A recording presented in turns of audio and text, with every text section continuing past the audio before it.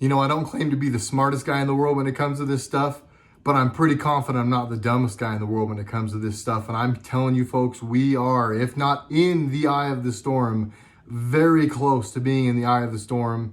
The entire globe is on fire. I don't have to tell you guys that. I'm going to get into everything that I believe is going on and why I think it is absolutely time to buckle up, guys. I'm Jared. This is RedRacer Video. I'm a former car vlogger and I'm an independent citizen journalist. Thanks to you, the viewers. Your donations through Patreon, PayPal, and Venmo keep this channel going. You keep the videos coming every day. This is my work now, and you are my income. Everyone who donates to that makes this possible. So if you see value, only if you see value as you watch this, 3 links down below, Patreon, PayPal, and Venmo, where you can monetarily support this channel. Also, another way you can monetarily support the channel is by buying these shirts. These shirts are mine. I want to make a statement with every shirt I make. We have new shirts coming. Keep your eyes open for those. And a real quick note to everyone that's ordered. Thank you. You have honestly overwhelmed me and we are getting close to running out. So anybody that's waiting, don't wait. RedRacerVideo.com. There's a link in the description. I've got more coming and then I've got 400 more coming behind that. But you guys honestly overwhelmed me and the response has been amazing. So thank you, everybody. Let's get into the video. So like I said, guys, I really believe it's time to really pick sides, buckle down, button down the hatch, so to speak, and be ready for some pretty crazy times. And I know that sounds weird, given all of the things that have happened in the last 24 to 48 hours. Let's go over kind of what's happened. A lot of you guys probably have seen there were, and yesterday, or not yesterday, day before yesterday in my video, at the time I recorded that video, I knew of 2 places where there had been explosions or fires that don't look like explosions or fires. Now we're up to 6 places that in 24 hours, almost 48 hours, I think, if you want to count all 6, that have had fires, explosions, or bombings, attacks. However you look at it. You guys can decide what happened, but all 6 of those places in 24 hours, okay? Sally Yates testified day before yesterday, and that was absolutely phenomenal. It could not have gone worse for the Democrats, for Sally Yates, for Comey, for everybody involved, Obama, Brennan, everyone. But I'm sure CNN's going to tell you something different, so I want to cover that a little bit. Everyone rolled on Bruce Orr and on Comey yesterday, and I do mean everyone. And then Trump today, earlier today, told us something that us QAnons, us tin hat wearing conspiracy theorists have been waiting a while kind of to hear. It's not the statement, but it was, man, it feels like a build-up to that statement. Donald Trump, during the visit to Whirlpool, and during a speech said that this might be the last time we were going to see him for a while. So I want to get into a little bit of that and why that's important here in a minute. There's big stuff happening and bigger stuff happening behind it, I believe. Really quickly, I want to talk about what Donald Trump said. I just mentioned that. Let's just hurry and cover that and knock it out. What he said to the people at the Whirlpool factory, he was covering the fact that he had just done that big rebate. And if you all haven't seen it yet, I recommend you check it out. But our president laid out a big rebate. Basically what happened was he cut out a middleman in the process of big pharma and of drug prices and prescription prices that cost the man a lot of money. It cost big pharma and all of the pharmaceutical companies and all of the middlemen and people like that a lot of money. What it did was it put a lot of money back in you and I's pocket, the end user, the person who has to pay for these prescriptions. Case in point, remdesivir, Fauci's drug. It's $1,000 a pill when we've got pills that we know for 2 pills combined are less than like $3 a pill that will do what a lot of people will say more for us than remdesivir. But again, middleman, the whole system, whatever you want to say about why they just so happen to have a cure or a pill for the drug that they released, whatever. But our president came right out and said, I'm going into hiding. Why is that important? Us tin hat wearing conspiracy theorists, like I said, for a while have been not looking forward to, because this makes all of us nervous, I think. But we knew that at some point he was going to kind of have to go dark. Some people look at it as a blackout. I'm not sure that him going quiet or him hiding out or whatever he's going to have to do, whatever he's talking about, I'm not sure yet. It's all speculation and you never know exactly what it means. But this sure lines up with a lot of the stuff we've been hearing from our friends, the Anons and from Q.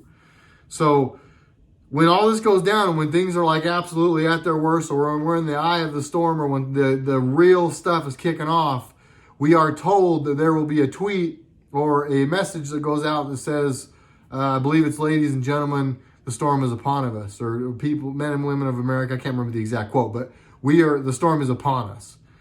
So the fact that he's telling us he's going away, or that this might be the last time we see him for a while, is just massive.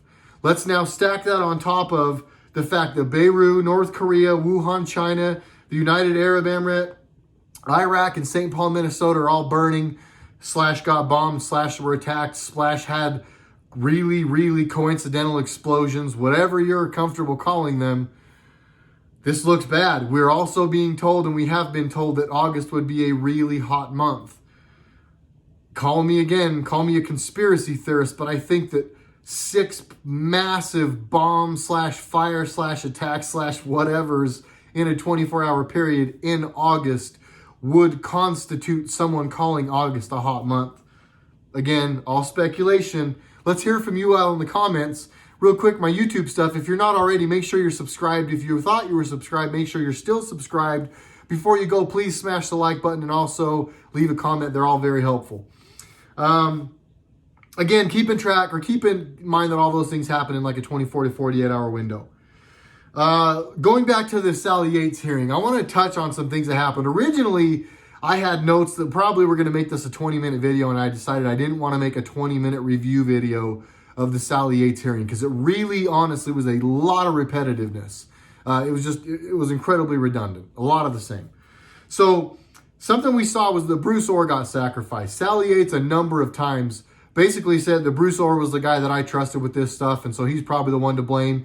She also at one point said that Comey went rogue. So Sally Yates is now under testimony saying that Bruce Orr was the one issue, and that it got past him, and he was the one that she trusted. So if anything slipped past, it's his fault. She also said the words Comey was going rogue, or Comey went rogue, or answered a question, did Comey go rogue? Yes.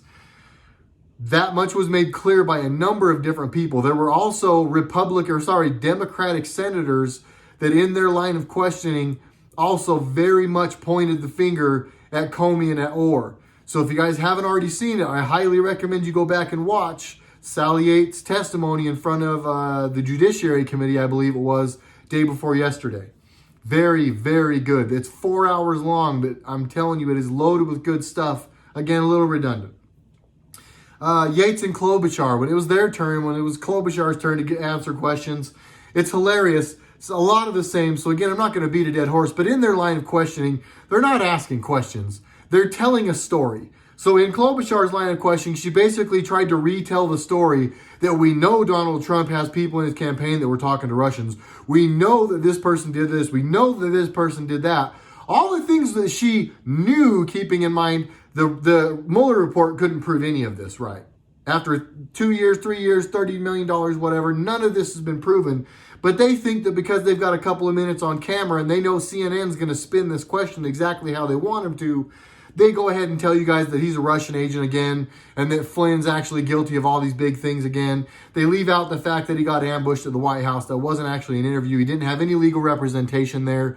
It was like an off-the-cuff conversation, and it was just a total setup. They leave out the fact that in the 302s it says, are we trying to get him to lie, or are we trying to get him fired? They admitted they're trying to set the guy up, but they leave all of that out.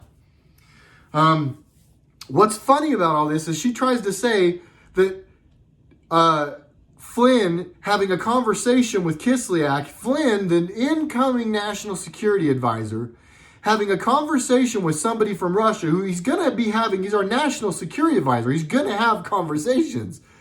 What they're really, really upset about, what they're trying to stick him with, and I'm not going to go back and beat the Flynn horse too much, but the whole thing was that Flynn didn't like Obama, knew Obama and Brennan and Comey and everybody had a pay-to-play scheme. He knew they were all laundering money.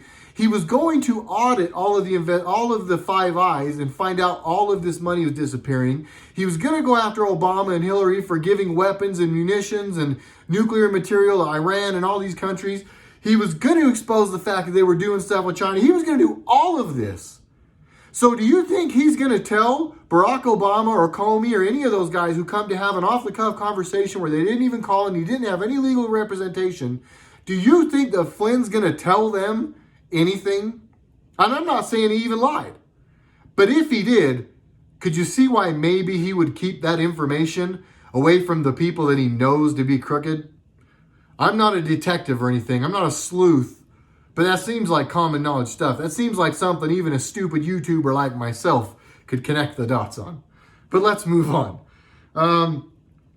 She did the same old stuff that the Democrats always do in these hearings. She answers questions at times by saying that she doesn't know, or like basically like what Mueller said, it was out of my purview.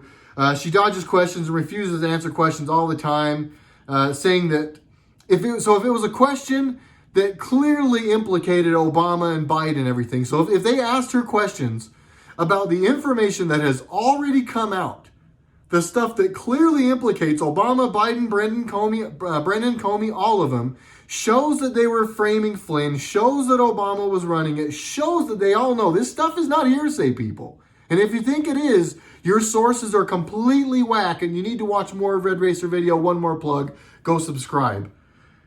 But anytime she's asked stuff that is public knowledge now, she plays dumb and says, well, it's not my job to speculate that, or I guess I would have to just look at the information, and I didn't look at that case close enough. The same old stuff, just dodging questions.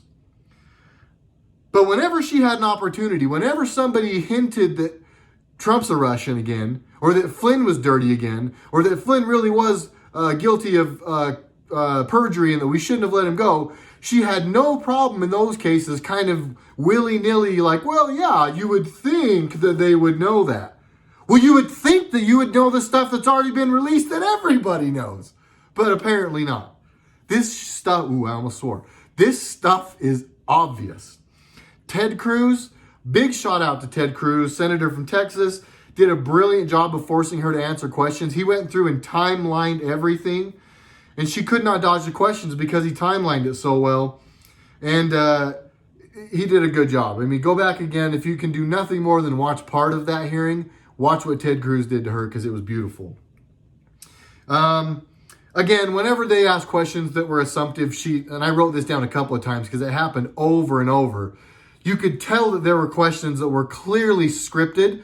And they were just like playing off of one another. Like, don't you think this? Yeah, don't you think this? Yeah, I do. And don't you think this? And they're like telling the whole Russia bullcrap story again in this clearly orchestrated back and forth that the Democrats have with Sally Yates. But then when it's a Republican's turn to come up, they crush Sally Yates. She also perjured herself a number of times.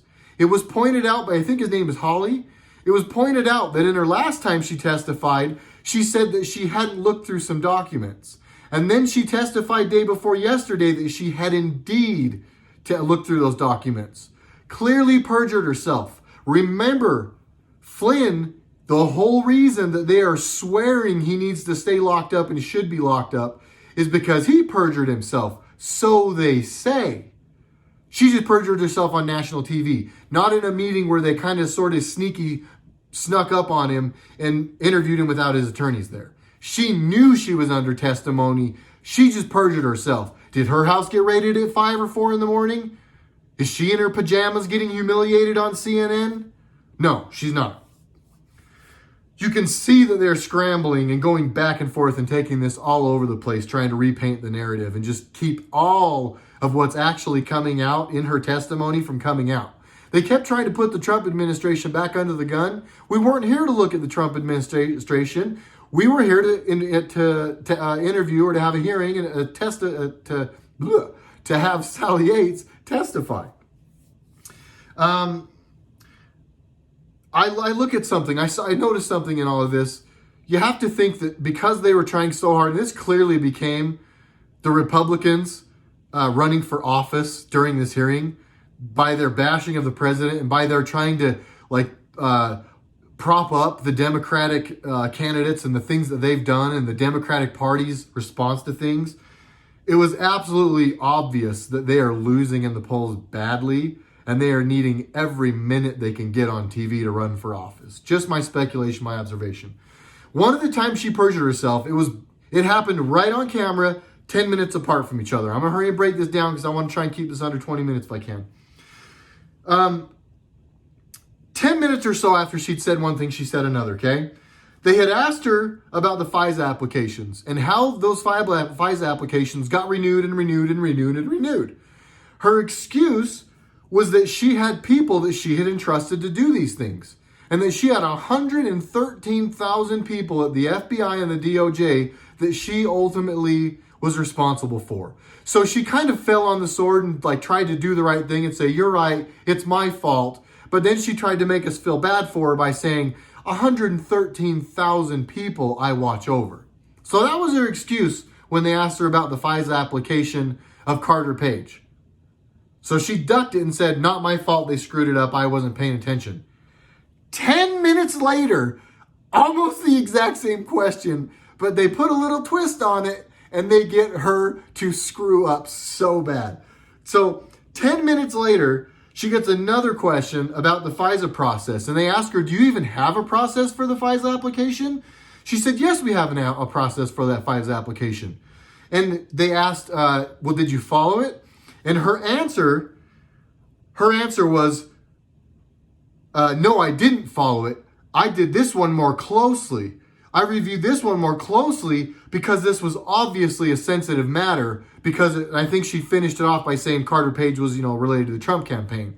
When 10 minutes before that, she said that the FISA application wasn't on the president or his campaign. It was on Carter Page, who was a former associate of the Trump campaign. And she wasn't even the one that looked at that. She trusted people below her. 10 minutes later, she acknowledges, obviously I looked at it closer because Carter Page is related to Trump because he was on his campaign. Perjury. Raid her house. This is unreal.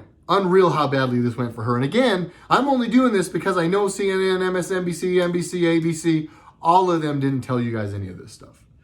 I guarantee you guys, this just went incredibly bad for them. Booker, really, really quickly, Booker came up and said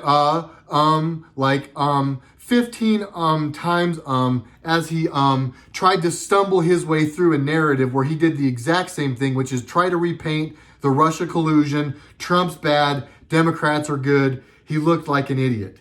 He obviously was in another orchestrated back and forth where he served up softballs for Sally Yates to try and hit. It didn't work. We're not this stupid. We can see how guilty you all look. Then this is what was funny. He was trying to say, and he wanted entered into evidence. He asked the chairman, who is Graham, can you please enter into evidence a New York Times article showing that Donald Trump is clearly just trying to use Barr to attack his political opponents before the election. Can you please make sure that's entered into evidence? So what he was trying to say, so that CNN, ABC, NBC, and everybody can say, Senator Booker demands that they acknowledge that Trump is just using Barr. That's what their headline is going to be.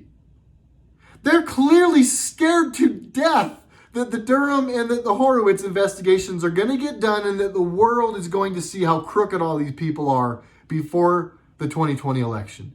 And they're trying to force the Senate to keep Barr and Horowitz and Durham from letting that stuff come out.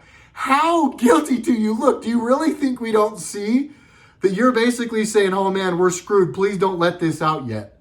We get it.